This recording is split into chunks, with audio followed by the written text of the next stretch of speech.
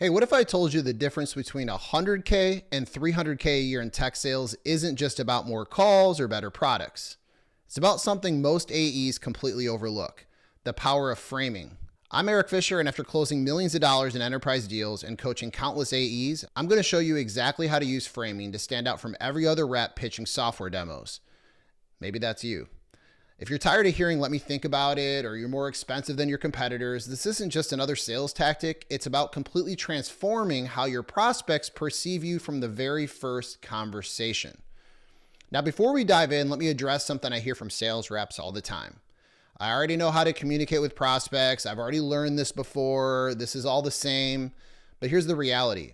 In today's market, where every SaaS solution or technical product sounds exactly the same and buyers are more skeptical than ever, standard communication isn't enough. It's just not going to work for you.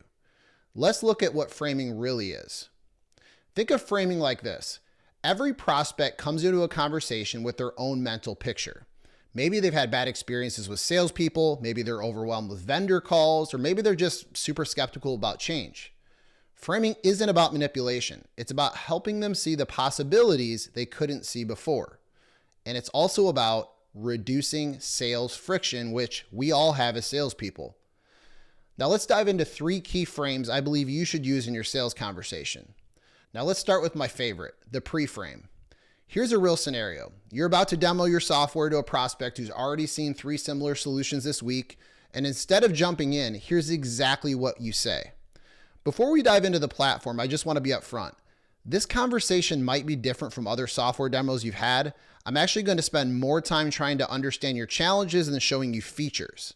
Would that be okay with you? Now, do you see what happened there? You've differentiated yourself before even starting. Now moving on to the non-assumption frame. And this is where you can really separate yourself from every other sales rep, your peers, your competitors. The non-assumption frame creates differentiation. And when you do this the right way, it actually teaches and shows the prospect that they're different. So instead of saying, "I understand your challenges," try this. "While I've worked with many companies facing similar situations, I want to understand what makes your situation unique."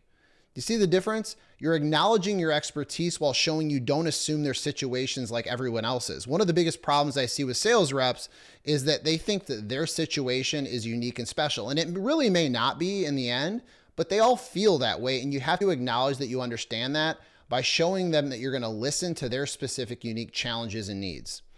Now, the third frame that I really like is called the permission frame. And this is your secret weapon if you sell to large customers, you sell enterprise deals, maybe you're selling to the Fortune 500. Now, here's how you use it. Would you be open to me asking a few direct questions about your current process? This is going to help me determine if we're even a good fit before taking more of your time. Now, if you notice, this gives you control while actually helping you lead the conversation. Now let's talk about when we use frames. We use them in discovery calls, and in discovery calls, we want to use the non-assumption frame to build trust. When we're in a demo, we're going to use the pre-frame to set expectations. And during objection handling, which obviously happens from cold calls all the way through negotiation and closing, so every phase of the sales cycle, you want to use the reframe to shift the perspective. Now, a reframe, just for an example, and there's lots of examples here, is you redirect what someone's perception is of a situation or a conversation. And the reason it works so great with objection handling is that you're going to reframe negative perceptions of meeting with salespeople, as well as the perception of you think that your product is, some unicorn, super unique, when the prospect really doesn't feel that way. So here's a quick example of reframing. Let's say they say your price is too high or your price is higher than your competitors. You can say, "I agree. We've added a lot of value in this solution." So you've reframed from "it's too expensive" to now, "I agree. We've added a lot of new features or value to the product." Now here's a real example where I used framing last week. I was meeting with a customer and I'm aware of the competitive landscape. And so I referenced that I know they have really good partners, and I named those partners out by name. And I said, typically you want to use companies like them for either advisory work or you want to use them for more operational work. But where we typically come in is in the middle, both from a price standpoint, but also a quality standpoint. But now here's the frame. I don't know what your perspective is on those specific partners and where you may see us fitting in, if you see us fitting in at all. I used multiple frames there in that example, and what it did is it reduced the sales friction because it didn't seem like I was trying to sell, because I asked for their specific perception of their current partners and their perception of us. Because I was trying to see the other side and try to understand their unique perspective and opinion, it now put them in control, and it felt like they were driving the conversation forward, even though I was the one that was steering the conversation in reality. Hopefully that's helpful. Now here's some advanced implementation. For those of you selling larger enterprise accounts, here's something crucial. When you're dealing with multiple stakeholders, you need to adapt your frames. So here's exactly how. With technical buyers, you want to frame around efficiency and integration.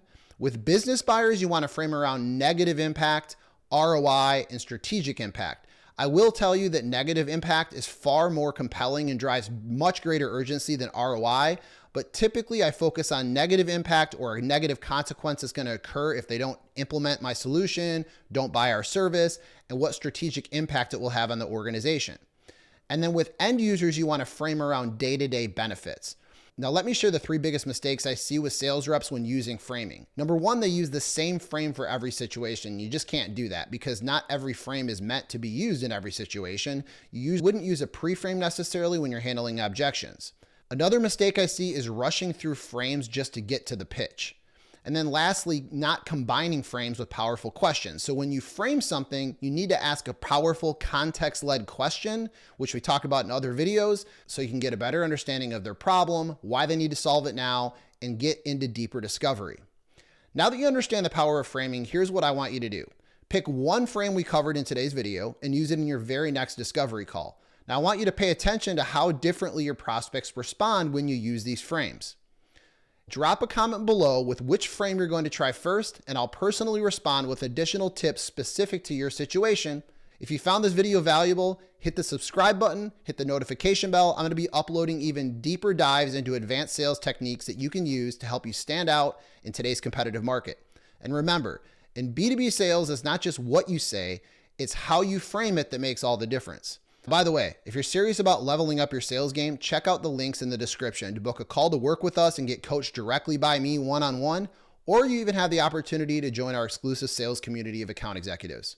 I'll see you on the next video. Thank you for watching.